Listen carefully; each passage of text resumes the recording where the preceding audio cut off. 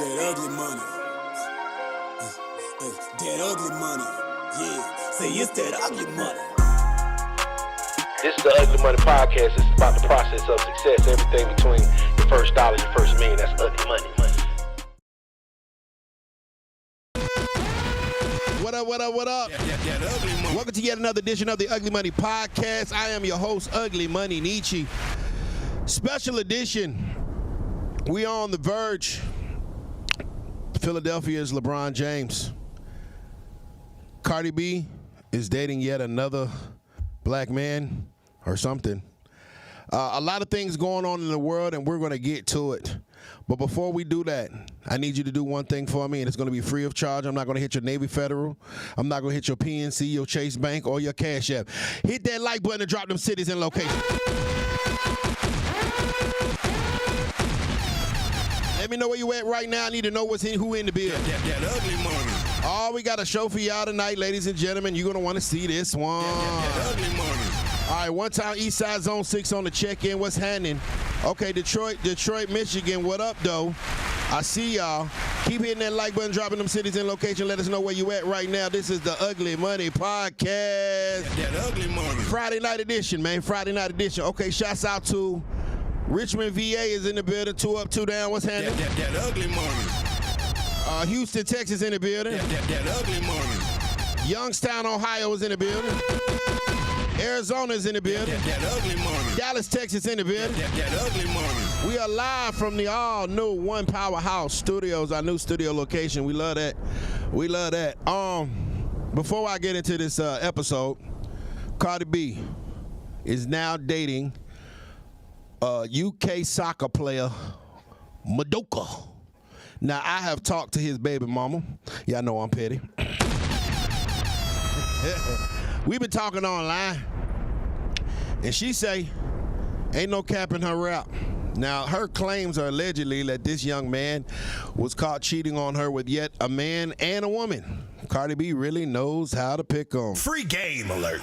Here nor there, I guess we will see if this is yet another dysfunctional relationship for Miss Cardi B, and we love her music. We do. We just think that she chooses wrong. Here nor there, Cardi B has moved on from Stephon Diggs. As y'all remember, she spun the block and went back after he had 4 other women pregnant while she was pregnant, and after she cheated on her husband with him and had a baby while she was still married to Offset. Now she has moved on to the soccer player who has sassy allegations. I don't know if it's true, but his baby mama said it is, and I just seen it in my DM. Okay. That ugly money. Other than that, LeBron James, Philadelphia, the Sixers. Is this the best team ever assembled? I mean, this is a pretty... If you put the players that are on that Sixers team on 2K, it is unfair. Everybody over 90 except like VJ Edgecombe. By the end of the season, he's going to be at least 89, 90. If you look on paper, they seem to be the most dominant team if everybody stays healthy. If Joel Embiid cannot get a paper cut, and everybody else stays healthy, this team LeBron might get, if everybody stay healthy, they could get 2 at least. We'll see. Your thoughts in the comments on LeBron James joining the Philadelphia 76ers. I thought he was going to Cleveland. I thought Cleveland first, maybe Miami second. The Sixers were a distant third in my mind, but I can't say LeBron can do whatever he want to do at this point in time. Listen. That ugly money. Today's topic, we're going to talk about money. We're going to talk about women. We're going to talk about getting money, keeping money, and generational wealth. Now, my special guest comes from a place near to my heart. This particular place saved my life once in a time when I was a lowly, broke, independent local rapper. I found a city straight down I-20 westbound called Anniston, Alabama. That ugly money. Ladies and gentlemen, this man is a tax professional. He goes by the tax plug. That ugly money. He's the CEO of his own credit repair company and a self-made millionaire. From 256 Anniston, Alabama's on. Y'all show your love one time for Millionaire Care. How's that intro? I like that, bro. Hey, man, I got to get you that, I got to hit you with that DJ Envy. Yeah, I like that. Before we get into your story, because I think you are so instrumental in people's ascension into having money, right? Right. But when we're dating a woman, do we care if she has money or not? Well, it's essential for a grown adult to be self-sufficient. Amen. So let's start there. A lot of men don't care, but I do. You know, it's important to have something going on for yourself. Facts. And, you know, we can do the rest, or we can carry the load. But just know that I need to know that if something was to happen, I need to know that you can, you know, you got my back. I agree totally, brother. I'm gonna be real with you, man. Before 2026, I love broke women.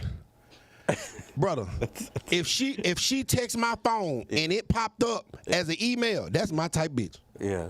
You know what I'm saying? If she need an Uber to come and an Uber to go, that's my type chick. Yeah. Hey man, listen, it want nothing like a Wi-Fi hoe.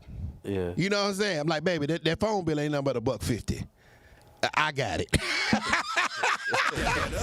And then I realized something. New Year's Eve this year, I said, a broke woman gonna do broke shit. Yeah. And if she down on her luck and she don't know where her next dollar coming from, she's gonna do whatever she needs to do to get it. And it may or may not be respectful to your relationship. And I think financial freedom, when women have their own bag and they're able to make their own money, that prevents them from doing low vibrational broke chick shit. You can't wave $100 in front of my chick if she making $100,000. True. But if shawty broke, yeah, you weigh that 100. It ain't no telling what your bitch do. Well, if she broke, do she listen? Because you can't be broke and know something. I think the fact that they broke is evidence enough that they don't listen. Because if you around money and you around people that are doing the right things and you around people with a prosperity and you ain't picked up nothing, yeah, you can't listen because you still broke. That's a fact. Amen to that, man. Hey, man, we get that ugly money. Before, let's take it back. Who was Millionaire Kev before Millionaire Kev became Millionaire Kev? Before Millionaire Kev, before Rock Myers, before all that, I was just simply Kevin Myers. A young kid, grew up in Anniston, Alabama. From Norwood, made my name on the west side. Shouts out Norwood. Shouts out my brother Norman. Shout out Norwood. Shout out Doughboy, Marlo, all them. Yeah. But it's like Anniston is a terrible place to grow up, but it can make a diamond out of you. For sure. You know what I'm saying? So it's all about how you deal with pressure. Anniston got a lot of pressure. It could take you down or it could take you up. You know one thing I love about your city? They're going to tell you like it is. They're going to tell you like it is. If it's good, they're going to say it's good. If it's terrible, they're going to say it's terrible. If it's bad, they're going to say it's bad. If it don't taste good, if it ain't, they're going to tell you like it is. I believe in towns like Anniston, Alabama, if you can make it out of those towns, you can make it anywhere. I believe that. You feel what I'm saying? I know that. Yeah. If you could come out by the place that is designed a lot of times to keep you down. Yeah. If you can come up, man, the rest of the world easy. Yeah, for real. Now, I remember we was talking offline, and, I had a club out there, RIP Club Escape. And I had no idea where, I never heard of Anderson, Alabama. I'm in the U-Haul truck moving from Augusta, Georgia to Atlanta. Yeah. And my partner Zoe hit me. And he said, hey, man, I need you to come host a fight night in Alabama. And I said, man, well, shoot, man, what you gonna pay me, man? That Alabama kind of far, ain't it? He said, nah, man, you live in Atlanta. This is an hour away now. And he said, he's like, nigga, if you leave at 9 o'clock, you gonna get to Alabama at 9 o'clock. I say, bullshit. Bro, I used to leave my house at 9 o'clock and get to Anniston at 9 o'clock. It was the play of the century. So I remember, so I get out there, end up meeting a guy named Brian. White dude, good people. And Brown was about to close the club. I said, nah, don't close the club. Partner with me. And I said I knew what I was doing as far as promotion. I just needed a spot to do it, and we ended up having to run. But one thing I learned about that town is, one, it is a plethora of talented people. Yeah. Like the amount of records and great songs that I heard when I was out there. Yeah. In particular, there was a song called "Don't Get Your Ass Whacked, Little Nigga." Yeah. the ugly one. You know what I'm saying? Yeah. And one of my favorites. Uh-huh. I don't know the exact name of the song, but the song went, "Yo bitch ain't shit. My bitch ain't shit. They hang together. Yeah. I'd rather be serving together."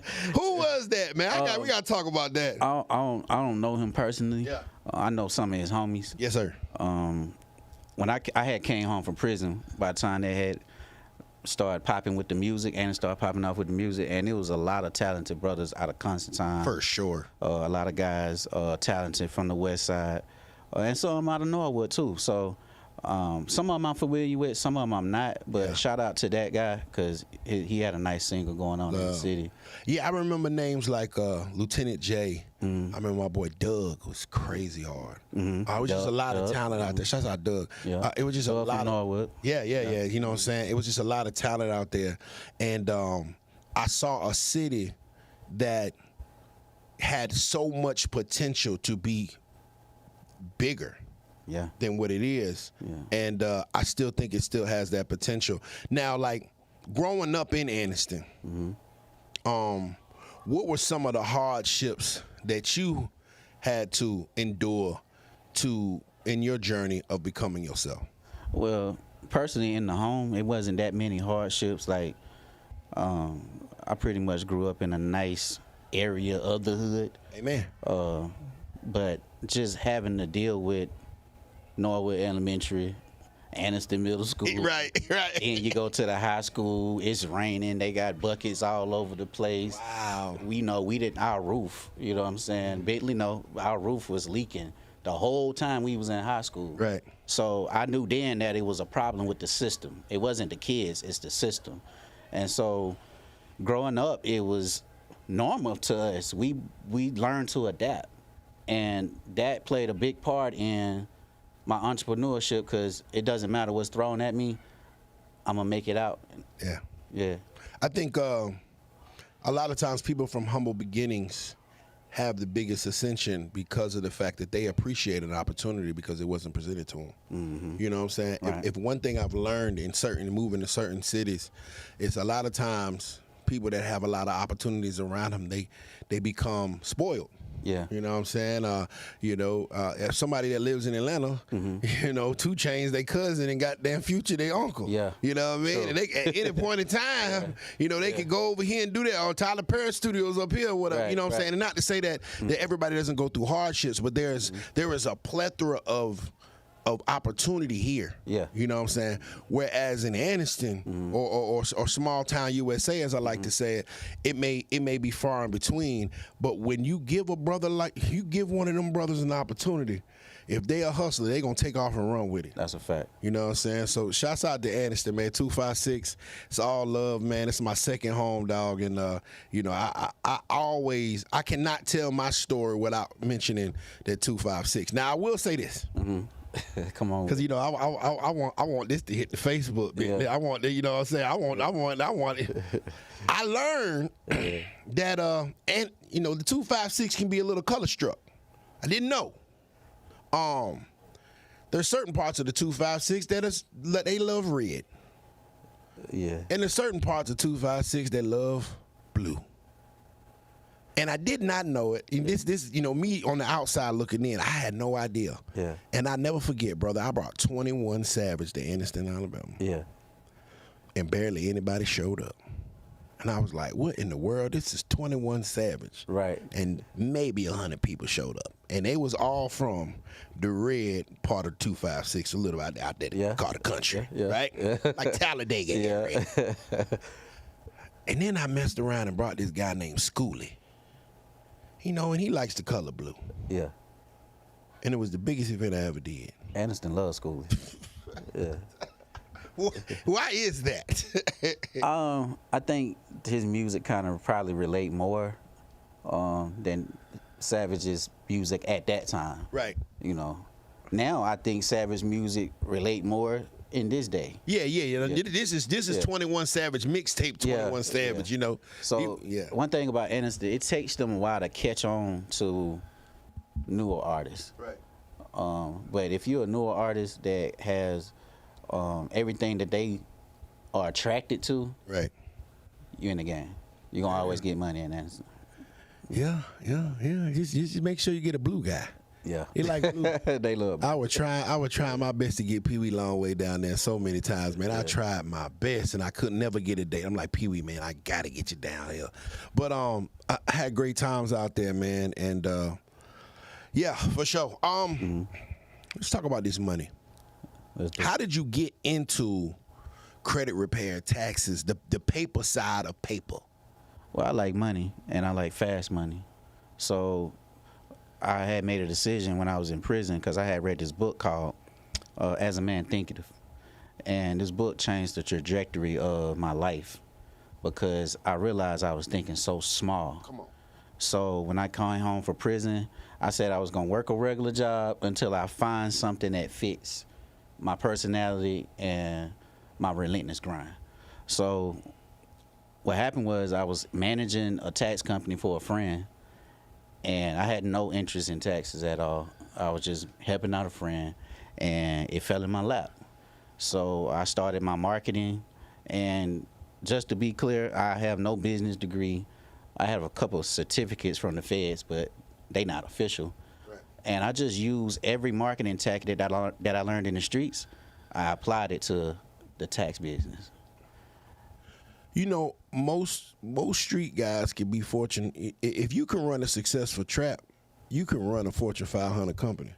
What we need to realize is, right, when you running a trap, you in real estate. For sure. All right, you in real estate and you in retail and wholesale. It depends on what you got going on. So what my job is to do, my message is to awaken all these dope boys.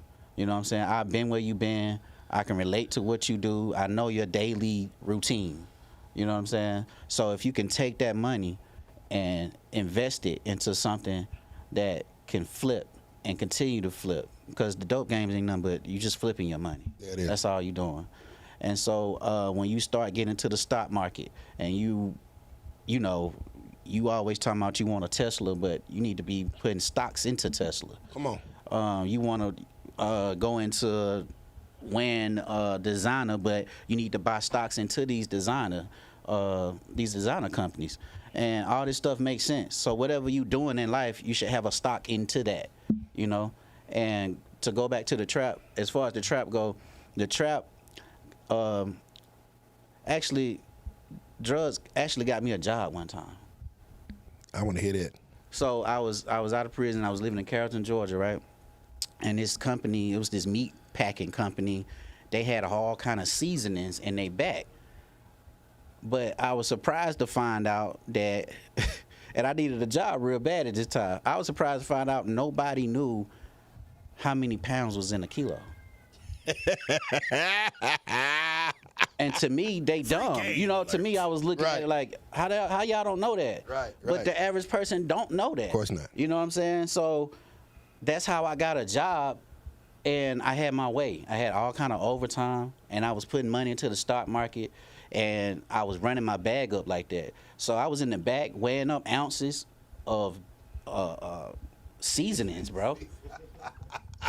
It was second nature to me. Same thing. And they was surprised, like they didn't know how I knew this stuff. Right. You know what I'm saying? So I was teaching. They think you're a math whiz. Yeah, I was teaching the supervisors of how many pounds is in a kilo, because it gets confusing to them. So, you know, I don't want to say too much, but right. It is what it is. You know what I'm saying? Yeah. A lot of the things that come from the street can transfer easily over to business. You know, a lot of street guys are marketing a product that cannot be marketed. You feel what I'm saying? You're selling a product that you cannot visibly promote, and yet it's selling out. That's a genius level marketer. Facts. You feel what I'm saying? And they use everything around them to market it. It may be their clothes. Back in the day, it was the Beeple. You can look at them and see who got it. And, that in itself is some of the dopest marketing where if you could just look at some, like if we look at McDonald's and we see them golden arches, we already know what the number one is. That's genius level marketing. Yeah. All right, if you look at a dope boy, you already know he got it. And he ain't had to show, you ain't had to pull up to his drive-through window or nothing. Yeah. You know what I'm saying? And I think if our brothers and sisters had a little more knowledge on how to legalize their hustle, a lot of them would. Because the internet has changed everything. Like, they used to be able to hide stuff from us in books and seminars and stuff we couldn't afford. But now everything is at your fingertips. So all you got to do is be diligent in your due diligence and go do what you need to do to go research what you want to research, and you're going to find what you're looking for. Yeah, YouTube University, a motherfucker, man. Yeah. Now, what was your inspiration into getting into taxes and credit repair?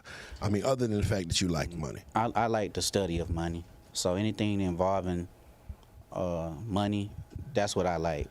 Taxes is you basically selling money. All right, you got to be trustworthy, and if you can sell yourself, you can do taxes. Same thing with credit. You selling money.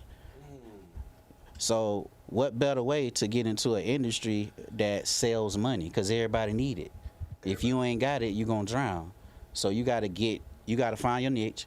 You got to find your passion. Once you find your passion, you just apply discipline.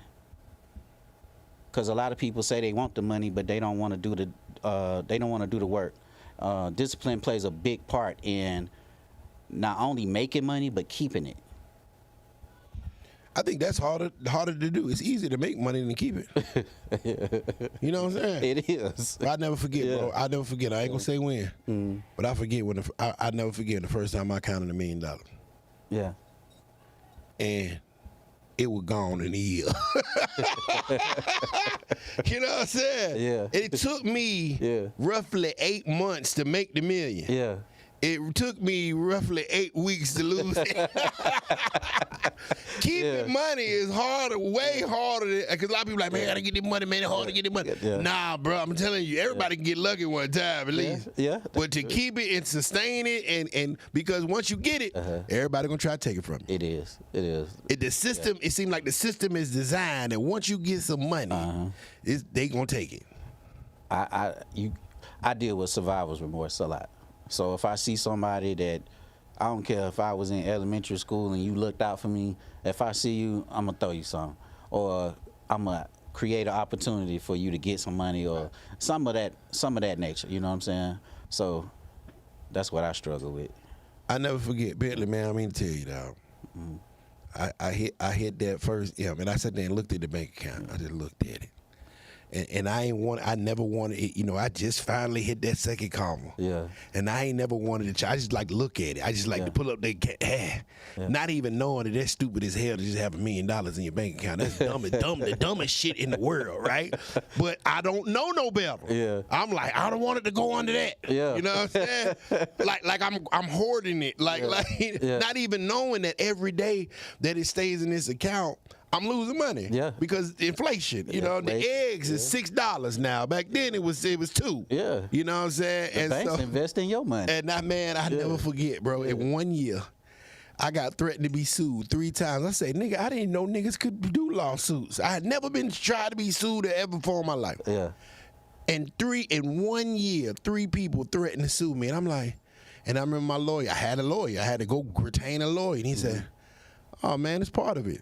She said, that's what you keep me for. Yeah. These are the problems you have when you have money. Yeah, it come with it. But when you don't have no money, nobody gonna try to get it. Like, go ahead, sue me. Yeah. She gonna get the lint in my pocket. It's like they smell the blood like a shark, God. bro. They can smell it on you. I ain't got it no more, y'all. I ain't got it. You got it no more. I ain't got it. You go to my bank. I don't make shit. I make $500 a month. Man, put it in a trust. I learned something. Put it in a trust. Man. In 5 years, man, where do you see yourself? In 5 years, I'm probably opening up a financial school for financial literacy for kids. 5 years, I'm sitting on some acres. Yeah, I'm sitting on some acres, living my life, making sure that my children are in place to keep things going. 5 years, I see myself traveling the world, real estate all over the countries. Just pretty much still on the grind, bro. Like, I got a long way to go. You know, I think you said two things that it, you know, it sparks a light in my mind: real estate and land. Now, if I could go back to the long time ago where I seen that 2 commas in my bank account, I would have went and got me some land. I would have went and took $200,000 and just go bought me a plot. And because what somebody taught me about land, he said, man, it never goes down because they can't make no more of it. You feel what I'm saying? Yeah. And I'm like, boy, you know what? You kind of said something like that. You know what I mean? Like, it never can go down because they build some more of it. And then my other partner, he started doing truck stop parking lots. Well, he'll just buy 10 acres, you know, cemented or gravel it out, put a fence behind it, and charge them $15, $20 a park. Yep. And I was like, that's the most genius shit in the world. So niggas, we giving you a free one. You go buy the land. Say you go buy the land for $200. Yeah. The land is making money. While you're making money with the land, because the land is going up in value, you put a business on top of the land. The business, and then if you getting 100 trucks a night at $17, it's like $60,000 a month. You know, I mean, yeah, like it's something crazy. Like you getting like $600,000 a year, and I'm like, and then if your business fail, you can't lose, because if the business fail, say you run the business for 10 years, that $200,000 investment is now worth 1.2 because the land went up. So, you know, yeah, man, all my rich partners, all they talk about is land and real estate. Yeah. And why is real estate such a vital part in retaining and obtaining wealth? It helps you scale your money. Real estate is like one of the main vehicles that most millionaires take to grow their wealth. Like, people go from 10 doors to 50 doors in a month, and then you look up a year later, they got houses all over the country, and they either flipping it, they building it from the ground up. My ultimate goal, though, is not real estate, it's private equity. Okay. For those people that don't know what private equity is, me. Can you explain? I'm learning too, y'all. Well, I want y'all to look up Robert Smith. Everybody talk about a lot of the rappers that's billionaires, but I study Robert Smith. Robert Smith made billions of dollars in private equity. Private equity is obtaining other businesses and growing them, and then you sell it. He like restaurant rescue or something. Like he come in there, turn it up, and he get rid of it. Yeah, that's all. Google that. Google Robert Smith. Google private equity, and a turnkey, basically. Yeah, definitely. Speaking of turnkeys, I think my boy Bentley got one in his pocket right now. I heard he got a club out there. That's a nice little turnkey, Bentley. I heard about it now. We ain't gonna talk about it online. Bentley like, come on, Nietzsche, man. They don't need these folks. That ugly money. You took a bid, 5 years. Take me back to the first night. First night in the county, or the first night in the feds? First night in the feds when they closed the door, when they locked the gate on you. When they closed. The first night in the feds, I actually had a big homie that was on the compound already. RP to James Bird, man. Real 30-row, solid guy, man. Long live. Bird knew I was on the compound before I knew he was there. Oh wow.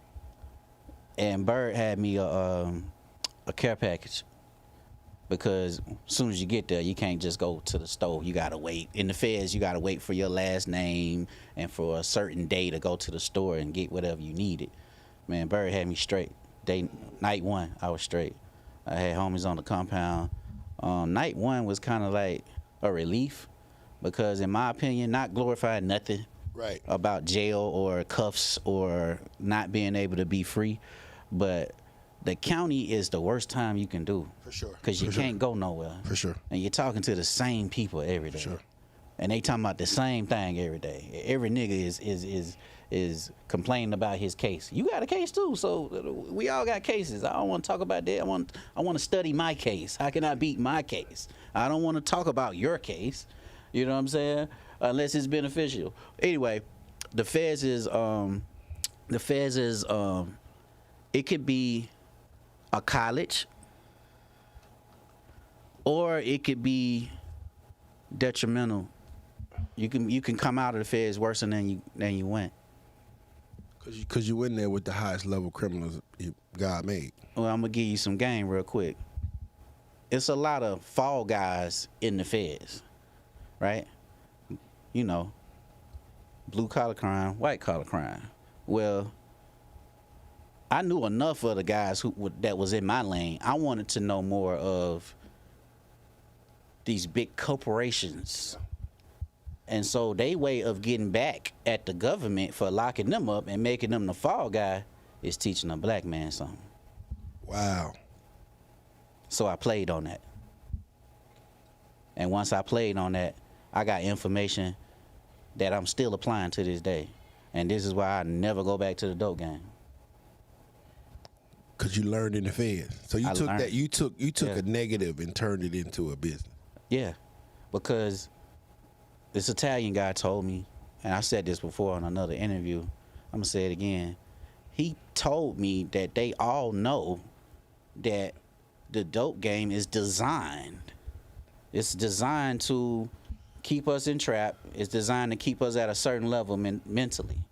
But he also told me if he had to get out and build his company again and rehire somebody, he was gonna pick a black man from the hood that sold dope. And he told me why. Because he could do more with less. Yeah. He said we have to wake up and worry about the jack boys. We got to worry about the feds. We got to worry about who talking. We got to manage each trap that we got. He said he will put that person as the CEO of his company because they already know how to deal with pressure. Amen to that, bro. Yeah. So you say, so the first night in county was worse than the first night in the feds. Well, county wasn't worse because I was in my own county, but it's cold. They got sandwiches. Them nasty ass. Yeah. Hey, man, I always want to tell my little county story. I was in there for 12 hours. I felt like I was in that bitch for 12 years. They locked me up for suspended license, man. That nigga threw me a goddamn garbage bag full of 4 pieces of bread and 2 freezer burnt bolognas. Yeah. I said, oh, hell no, I got to get out of here, boy. Like they got the cold cuts, you know what I'm saying? The biggest day is chicken day. You know, you get a little baked chicken. Yeah. You start doing your trades and stuff like that. The county slows everything down. Once you get to the feds, it speeds everything up because the feds is the streets. Everything that's in the streets is in the feds. I had a partner tell me, he said the only thing we don't do in the feds is, I said the only thing we don't do in the feds besides people that are free is drive cars. He said they do everything that people outside do in the Fed except drive cars. Facts. And I was like, Facts. explain. He's like, well, I'll tell you what I can tell you. Yeah. He said we fuck women in the feds. We drink in the feds. They smoke in the feds. They do everything that a nigga do in the street in the feds except drive a car. Whoever you was in the streets, that's who you gonna gravitate towards in the feds. So if you got the biggest of the biggest, you know, you got your Italians over here, you got your Asian mob over here, you got the black mafia family over here. Like, you got all kind of different sectors of people. But, I mean, what kind of time you on? You on Crip time? You on Blood time? You on Muslim time? Like, you get to pick who you are, you get to pick that, and then you get to do your time like that. But when I got to the feds, I had got a job in the kitchen, and I was eating omelets every Sunday. Come on. Banana pancakes.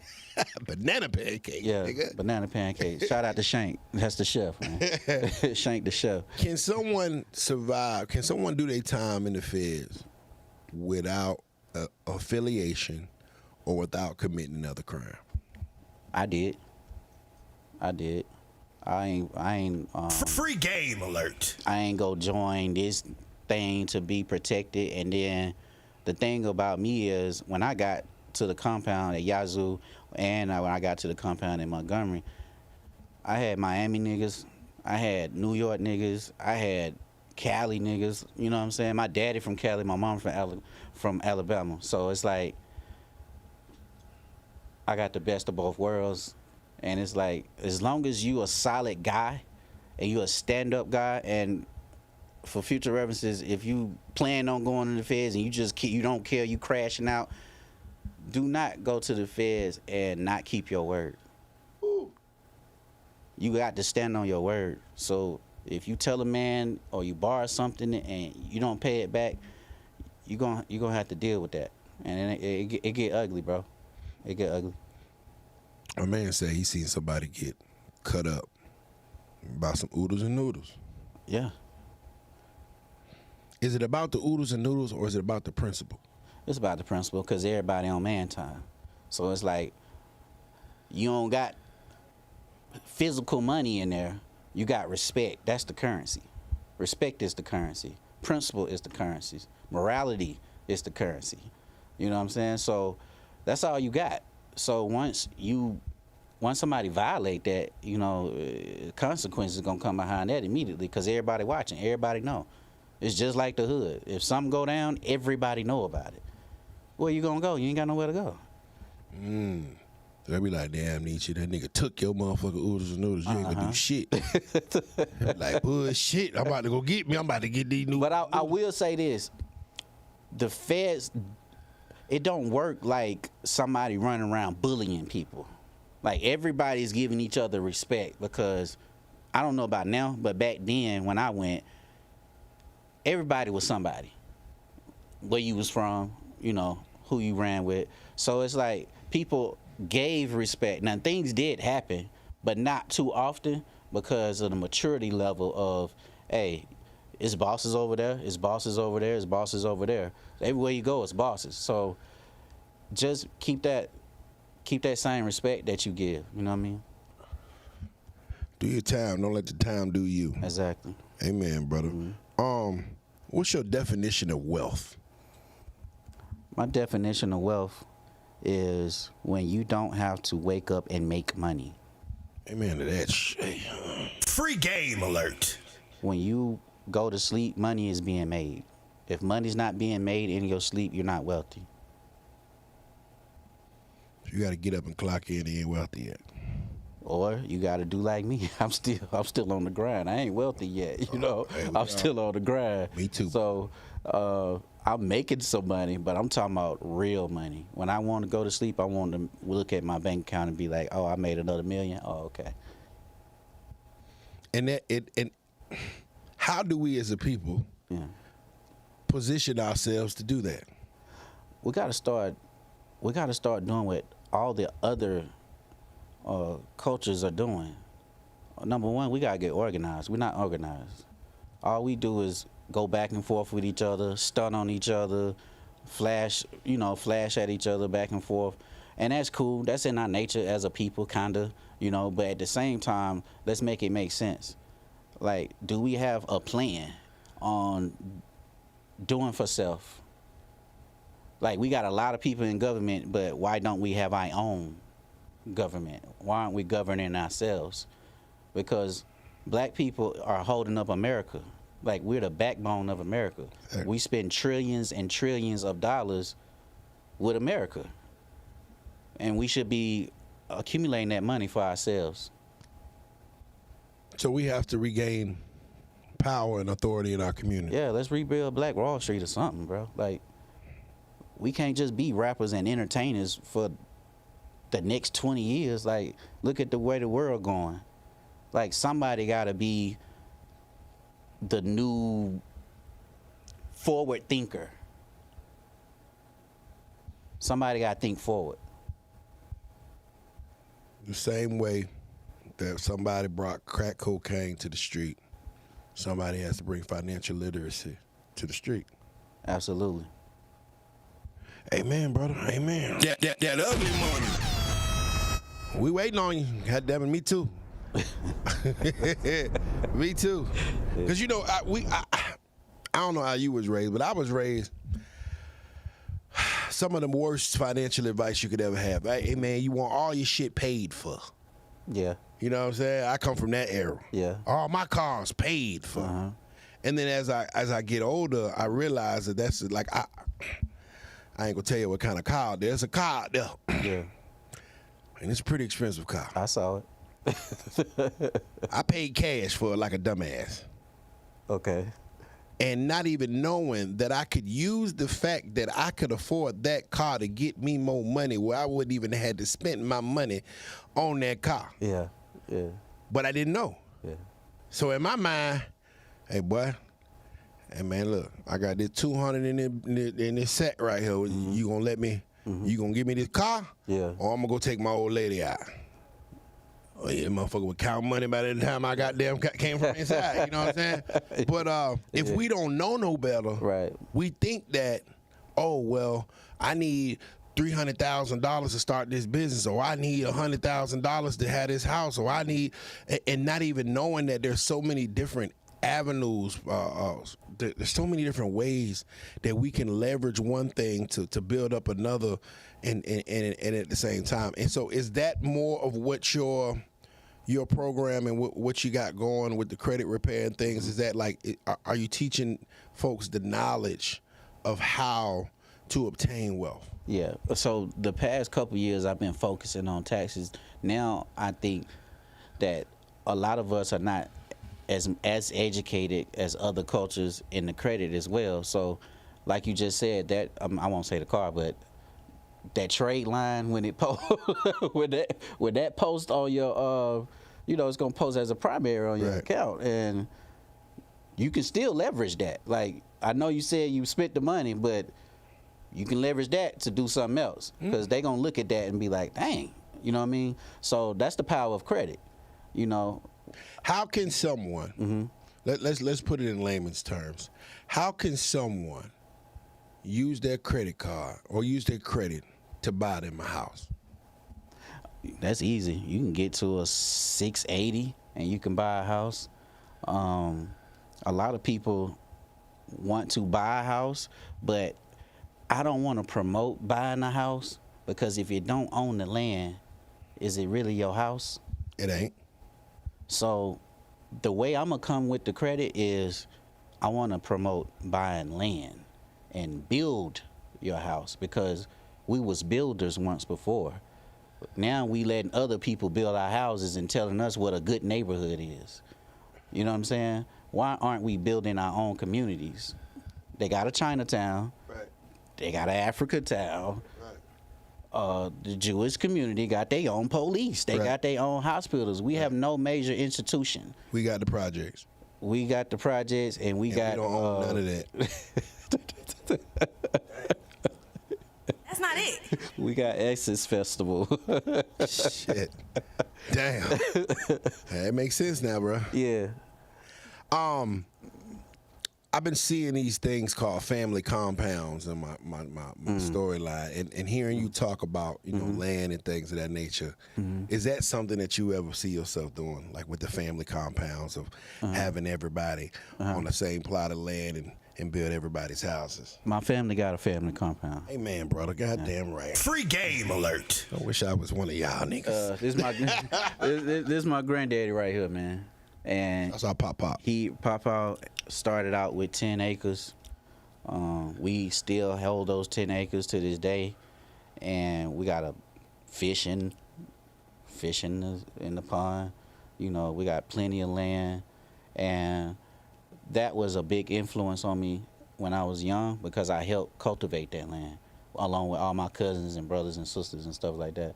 So that was already embedded in me from the get-go. That's one of my dreams to obtain, is to have land for these kids. And, you know, you ain't got to stay there, but Right. goddamn it, if you ever need a place to lay your head, Exactly. you can always go I home. want the same for my kids, bro. You know what I'm saying? Like my baby girl. I got an 8-year-old living in Alabama. You know what I'm saying? If she don't feel like being over there with them folks, like, I'm going home. Yeah. You know what I mean? Well, she go to her daddy land. Well, it's her land. Yeah. And as long as we don't sell it, Yeah. our family will always be up. Yeah. My mom and my pops, they own half the block that I grew up on. That's dope. We started out in a 2-bedroom. Now you got programs like you about to do this buy the block back, Right. buy back the block. Tell me exactly what the thought process is of that. Buy back the block is something me and Bentley came up with, and we was discussing how can we make a better Aniston, as his words would be, and Aniston needs something that they can draw inspiration from. Alabama as a whole has a lot of real estate that needs to be bought, but Aniston is wide open. So my transitioning from the tax game to the real estate game is going to be based off buying back the block. I saw my mom and my pops do it. They bought their block. Like, I can go to their houses, you know what I'm saying? And being that I saw that, I want to continue that legacy and start my own thing and scale that from 0 to 100 million, 200 million, however it go. But buying back the block is empowerment and getting people back into knowing the importance of having assets and how to control those assets, how to protect those assets, and that's what it's all about, bro. Oh, for sure, for sure. Hey, shouts out Aniston, Alabama, man. That ugly money. My 2 8-year-olds was conceived in Aniston. Hey, man. Oh, man. There's some pretty women out there, man. I got 2 8-year-olds because of it. Got you, bro. Yeah, man. I never forget when I first got down there. I was like, man, I'm gonna play this one safe, man. I'm just gonna come out here, do my business, and go back, drive back to Atlanta. I'm like, every night I would drive back to Atlanta after the club, and they be like, man, just stay out here, man. I'm like, man, the first time I stayed out, I made a baby. I said, my dumb ass. Oh, man. But my babies is blessings. Yeah. My babies is blessings. But yeah, man, shouts out to Aniston. And what was the name of that club? The club that I used to do, they burned that. Damn, I might have just incriminated somebody. I probably need to check that. Oh shit! Damn, did I do that? Oh my God. Oh man, Bentley shaking his head. It untimely. It just went away. It happens. Yeah, something happened. Something happened. Yeah. Where it just went away. Yeah. You know what I mean? And I'm like, dang, what happened to the club? Now it's just a slab. Yeah. You know what I mean? But it was funny because a couple years before that, the club across the street, it just magically went away. Yeah. I was like, damn, clubs just disappear out this bitch. That ugly money. Everybody in Edison know exactly what I'm talking about. I was like, damn, they done burnt the whole club down. They done burnt the club down. But I tell you, one club that lasts the test of time is that boys over, my brother over there at Pure. Yeah. They still open, right? Pure still open? Nah. No. Nah, they Pure ain't open no more. Nah. Wow. They need to open Pure back up, bro. Damn. Yeah. Damn. 'Cause I remember Pure, that was, no matter what, they keep their doors open. Yeah. Oh, damn. The Elk's still going strong. Elks, okay. Elks. The Elks. That's pretty much it. Elks, and then that turnkey over there, goddamn Bentley sitting on here, won't tell nobody about it. He trying to be quiet about that motherfucker. Be quiet about it. I ain't about to blow up your spot, Ben. I ain't fucking making all that goddamn. That's one thing about them folk. They gonna party out there. They gonna do it. They gonna party. Yeah. They gonna party. Man, I remember I used to bring 5, 6 exotic dancers down from Atlanta to Alabama, and I remember riding them back. And they would come. Because at first, I used to try to have to convince them to come to the country. I'm like, man, come on down to Anderson. She's like, I don't want to go out there. It ain't going to be no money. I'm like, man, them niggas got bread. I said, man, I took them the first time, and I had to pay them a little something to get them to come. Yeah. Man, they left out that motherfucker with trash bags. I say, them Anderson niggas balled hard. I'm talking about them hoes had trash bags going back in the sprinter. Yeah. Next week, they say, when we leaving?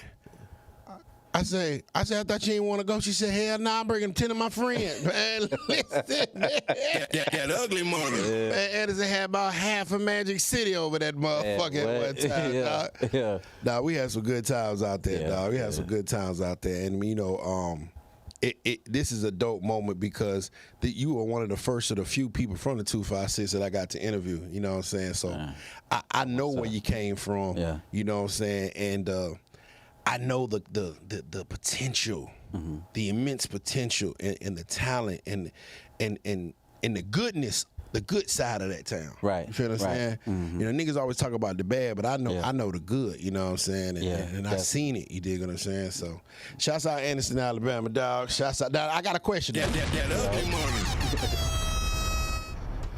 And this might hit the Facebook, it is what it is. Yeah. When I was down there, I noticed that two particular cities, at least it seemed that they hated each other's guts. Where did the beef start between Anniston and Talladega? A basketball game. I'm serious. Really? A rival basketball game. Can you explain the story? Because I just didn't Well, I wasn't there. Neither was I. I wasn't there, but Anniston and Talladega was a big rivalry. Right. All through the 90s. And something happened. Somebody pushed somebody. A big fight broke out. In It's Anniston. in the 90s. Yeah. These niggas granddaddies. Yeah. Okay, go ahead. Yeah, in the 90s. So it's like the fight broke out in the gym. They got footage of it. I saw the footage. And from that on, it's just been up. It's been up, bro. But not for me, though, because I got a lot of partners out of Talladega. For sure, me too. That I deal with. And matter of fact, when I was in the streets, you know, Talladega was around me and I was around them. So I never had a problem with nobody out of Talladega, but it was definitely problems. It was. I remember it got when, ugly. It got real ugly.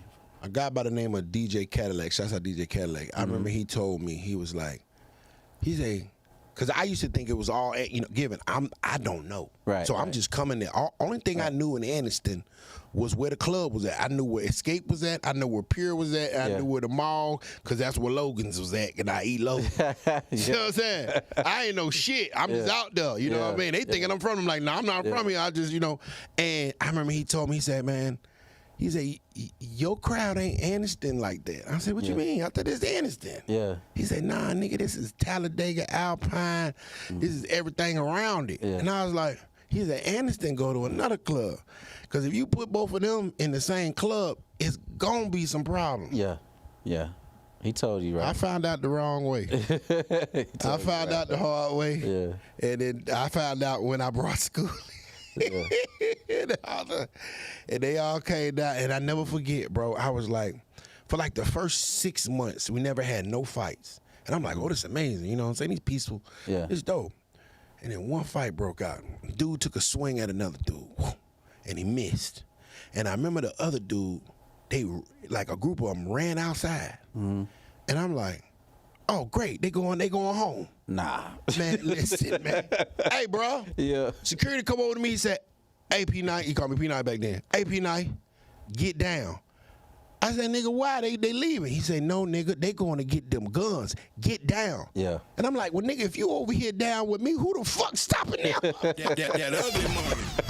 Yeah. Hey, man, I ain't going to say too much, but And it's the security, not about the. they don't do too much fighting out there, bro. They ain't finna do that. They don't do too much fighting. They don't do too much fighting. Yeah. I'm talking about them boys. Them boys ran out there, and the other boys ran out there after that, and they ran separate ways. And I'm thinking like maybe they just get in the cars and go home.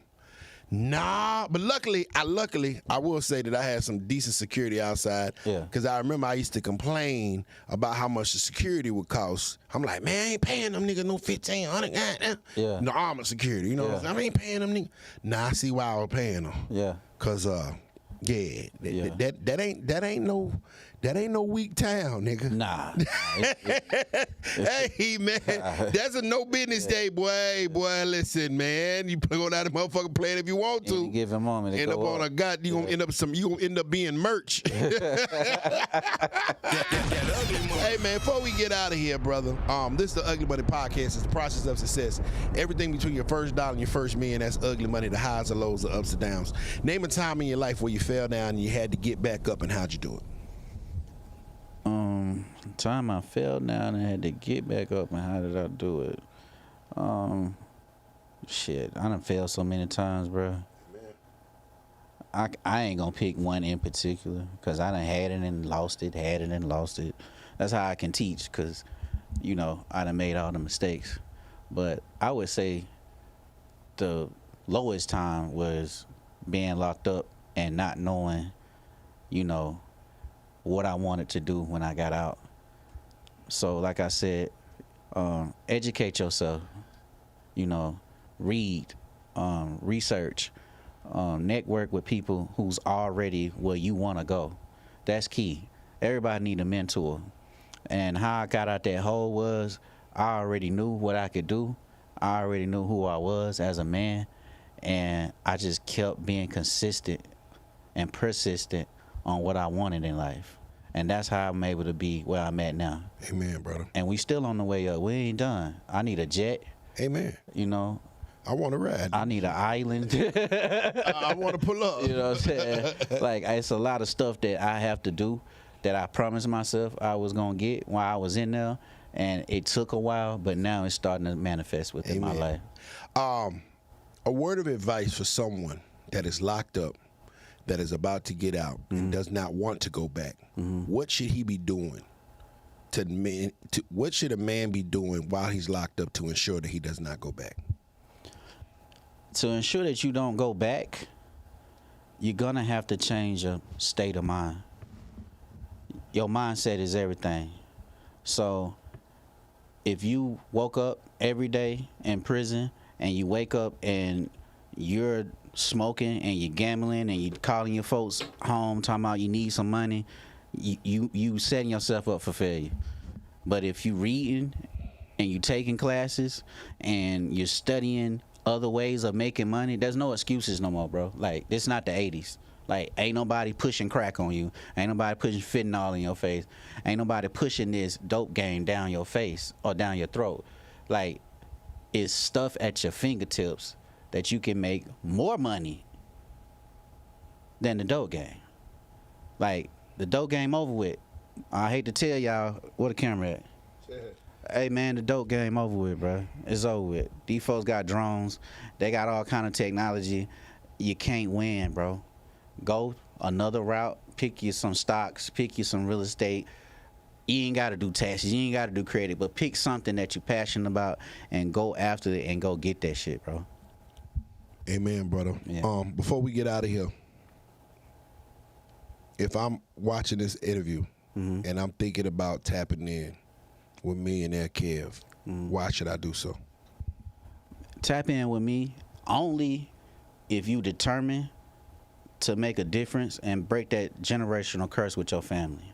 Tap in with me only if you about your pape and you got discipline and you got structure and you want to make a better life for you and your family. Tap in with me only if you want to be millionaire status. I don't want to be hanging around thousandaires no more. No disrespect. I got homies that's thousandaires, but they know I spend less time with them because I like hanging around millionaires. Amen. And in another year, I'm going to be hanging around billionaires. Come on. So tap in only with me if you about that paper and you want millions. Only. Amen to that. Before we get out of here, how do they tap in with you? You can follow me on Instagram, TaxPlug_. You can follow me on Facebook, Rock Myers. You can follow me on TikTok, Rock Myers. There it is. And you can follow me at Ugly Bunny Nietzsche. That's Ugly Bunny Niche. Make sure you like, comment, and subscribe. And you can join the membership by clicking the join button below. Turn your name green. If you've ever wanted to come see us live in studio doing our show, join the membership and we'll give you the address. Remember, the bigger the dream, the bigger the risk, the bigger the payoff. This has been the Ugly Bunny Podcast with Millionaire Kev. That ugly money. That ugly money. That ugly money. Yeah. Say it's that ugly money.